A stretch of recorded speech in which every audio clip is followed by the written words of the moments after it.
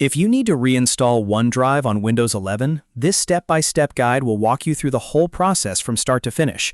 Whether OneDrive was removed, not opening properly, or you just want to set it up again on a fresh install of Windows 11, this method is quick, simple, and safe.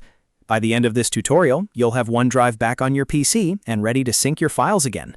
If this video helps, make sure to hit the like button and subscribe for more helpful Windows tutorials.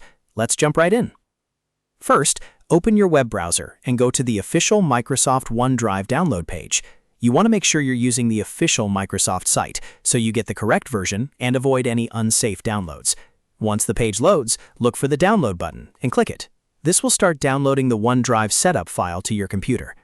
After the download finishes, open the downloaded OneDrive setup file. If you see a security prompt from Windows, just allow it to run so the installer can start. Now follow the installation steps on screen.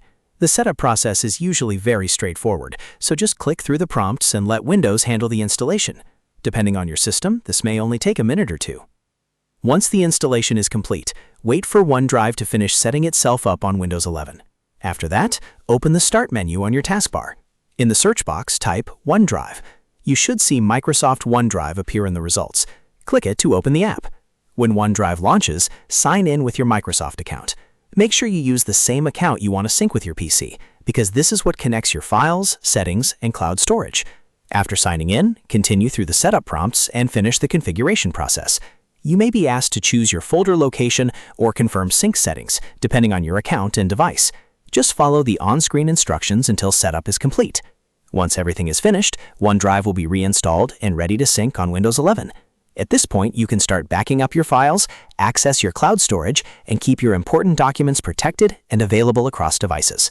If this tutorial helped you reinstall OneDrive successfully, please hit the like button and subscribe for more Windows 11 how-to guides, troubleshooting tips, and easy software tutorials.